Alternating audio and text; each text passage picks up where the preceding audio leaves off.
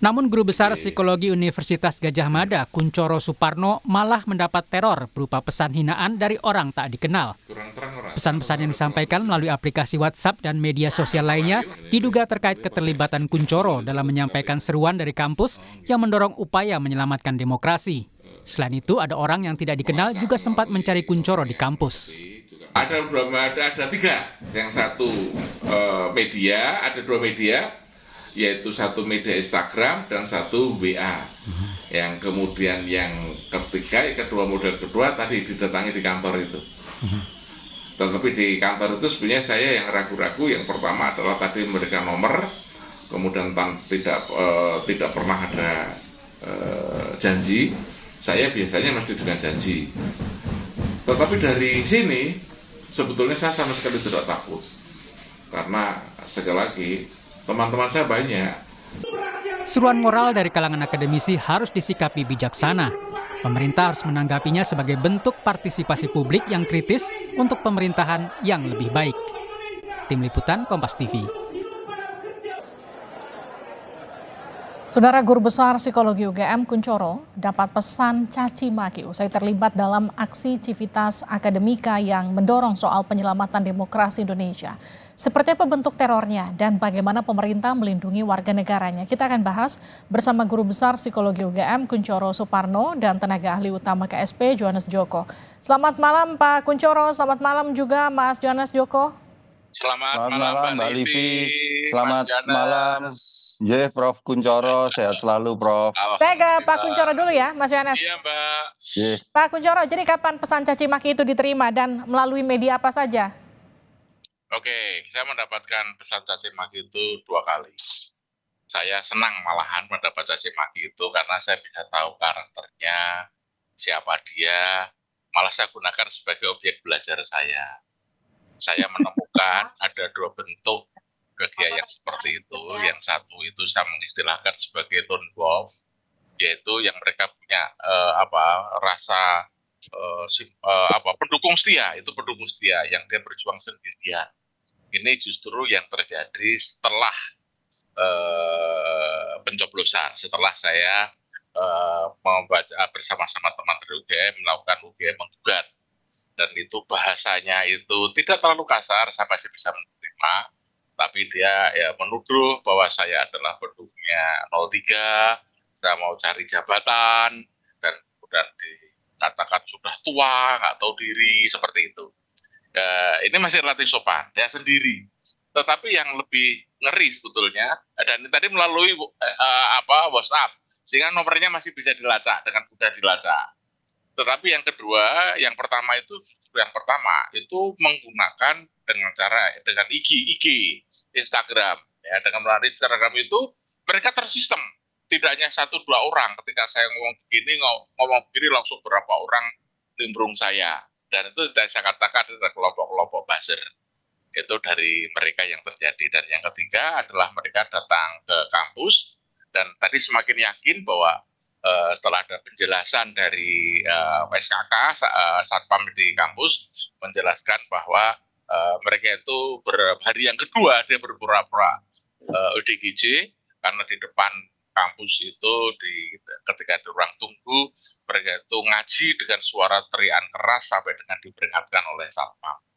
Oke, Prof gini, yang kedua tadi itu kan Anda katakan buzzer, tapi yang pertama Anda sempat katakan bahwa Anda mengetahui orangnya. Yang ketiga ini kan orangnya datang ke kampus, artinya lebih mudah teridentifikasi. Yang pertama sama yang ketiga orangnya sama nggak, Prof? Bukan begitu, Mbak. Jadi yang pertama itu adalah mereka itu yang buzzer itu adalah kelompok yang datang sebelum, mereka tidak datang. Mereka tuh melalui IG itu menjelek-jelekan saya. Oke. Gitu. Melalui 2 forum. Satu IG, murni IG. Yang satu itu masuk reels-nya saya yang mengirim reels tentang cucu saya. Baik. Yang ini tidak etis, gitu. Kemudian yang kedua itu orang yang datang kepada saya di kampus dan saya tidak pernah ketemu dengan dia karena tidak pernah ada perjanjian. Nah, yang setelah coblosan, setelah saya menggugat, itu baru yang kedua, yang itu lone wolf, itu yang melalui WhatsApp itu. Dan yang WhatsApp ini, yang Prof sempat katakan, Prof bisa identifikasi orangnya, ini beda dengan orang yang datang ke kampus ya, Prof? Beda. Yang ini saya berani, Mbak, karena dia menggunakan logo KPK. Dan dia tidak tepat menggunakan logo KPK untuk kasus yang seperti ini. Karena itu saya lawan dan kemudian saya katakan saya laporkan, malah dia mengkeret. Kemudian setelah itu dia tidak mau bicara lagi. Pakai logo KPK, petinggi KPK, Prof? Bukan, dia mengatakan sebagai layanan masyarakat KPK. Gitu. Kemudian saya lacak, kemudian saya tahu namanya siapa dia, kemudian dari lacaan itu saya diberi juga teman-teman dari Polda. Kemudian saya lacak namanya ini dari sini, halo mas ini gitu, apa kabar, itu diam gitu dia. ASN, Prof? Apanya? ASN, bukan? Bukan. Tapi memang itu yang kedua itu memang di label penipu oleh teman-teman dari Polda.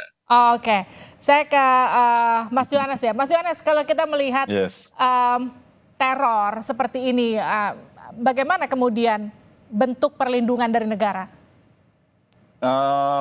Yang pasti begini dulu lah Mbak, kita sepakat dulu lah, saya sama Prof Kuncoro ini kalau urusan demokrasi kita sepakat dulu lah Prof, bahwa esensi demokrasi itu kan kebebasan berpendapat, kebebasan berekspresi gitu. Ya, sehingga segala bentuk pendapat, masukan, kritik itu harus betul-betul kita jaga sejauh memang itu bukan cacian, makian, fitnah, kebencian, dan kebohongan.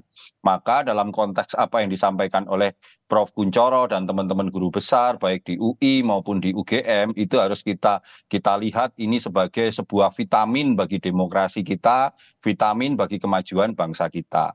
Lah tentu Mbak, dalam setiap ketika kita masuk ke ruang publik dan kita memberikan pendapat, bukan hanya Prof Kuncoro, Prof, saya pun juga ketika saya masuk ke ruang publik itu pasti akan menimbulkan pro dan kontra. Ada yang mendukung, ada yang tidak mendukung. Dan yang ketika itu tidak mendukung ya ekspresinya macam-macam seperti yang tadi disampaikan oleh Prof Kuncoro, ada yang japri langsung, ada yang melalui akun sosial media kita. Tetapi yang ingin kami tegaskan beginilah Mbak, apapun yang dialami Prof Kuncoro ataupun itu bukan bagi kami, itu harus kita lihat, janganlah itu di framing seolah-olah itu dilakukan oleh kelompok atau pihak yang dikritik oleh Prof Kuncoro begitu. Karena komitmen kami, sekali lagi Prof, komitmen kami kantor staf presiden, komitmen kami pimpinan kami Jenderal Muldoko itu jelas sekali bahwa apapun yang terkait dengan kebebasan berpendapat, kritik, caci, kritik, masukan itu harus betul-betul dikawal dan dilindungi. Oke. Itu poinnya, Mbak. Mbak Livia, kalau masalah perlindungan, saya ingin menyampaikan sesuatu. Saya mengucapkan terima kasih yang sebesar-besarnya dan hormat saya kepada Bapak Kapolda DIY. Dia tadi pagi, beliau mengirimkan kepada saya, karena berita di luar sudah bertebaran, Pak Kapolda, Pak Suwonto Nainggolan itu mengirimkan kepada saya perlindungan kepada saya. Bahkan beliau sudah menyampaikan kepada Kapolres untuk membantu saya, mengawasi saya. Dan ini membuat saya tidak takut. Karena inilah sering saya katakan bahwa saya adalah sebagai warga negara masyarakat. Pasal 13 Undang-Undang Nomor 2 tahun 2002 itu setiap warga negara berhak mendapat perlindungan dari kepolisian. Saya butuh perlindungan kepolisian. Kenapa? Karena saya memiliki pemimpin yang mengacaukan kehidupan politik Indonesia. Gitu. Mereka berpandangan seperti itu, saya berpandangan seperti ini. Mereka dilindungi, kenapa saya tidak? Gitu. Ini yang menjadi hak saya. Prof, gini Prof, yang jadi pertanyaan saya, apakah yang mendapat ancaman itu hanya Prof saja atau rekan-rekan sesama akademisi yang juga ikut menyuarakan aksinya, ikut sama-sama diteror? Kalau yang itu aksinya, saya belum pernah mendengar. Tapi yang kalau misalnya kemarin dari Pak Fahri dari Universitas Andalas, mereka juga menyampaikan, dan kita sama saja bahwa ini sebutnya teror ini vitamin kok Mbak, buat kita Mbak. Buat saya sekali lagi untuk model belajar, untuk penyemangat. Kenapa? Karena memperjuangkan kebenaran, keadilan itu kita tidak boleh menyerah.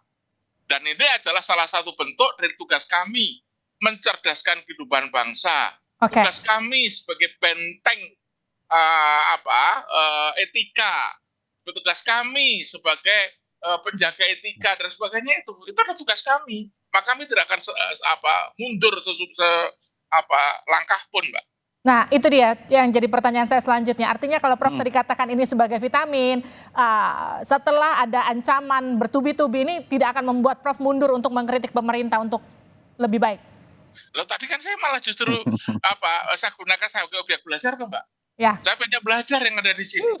Saya bisa merasakan gitu dan siapa dia ketika saya kejar dia siapa. Baik. Gimana Mas Yohanes?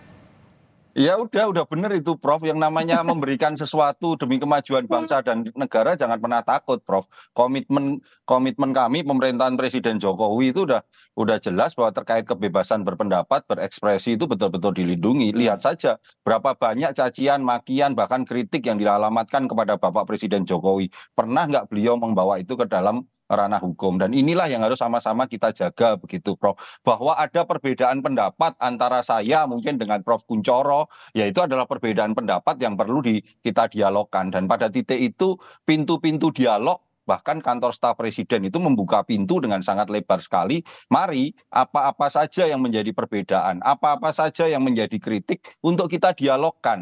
Karena tidak bisa perbedaan-perbedaan ini hanya diramaikan di ruang publik tanpa kita berdialog dan mencari solusi-solusi terbaik bagi kemajuan bangsa. Begitu Mbak Livi. Artinya kalau ada kritikan harus dijawab dengan solusi dan juga aksi yang nyata begitu ke depannya. Terima kasih Prof Kunchoro, terima kasih juga Mas Yohanes sudah bergabung bersama kami di Sapa Indonesia Malam. Sehat-sehat selalu.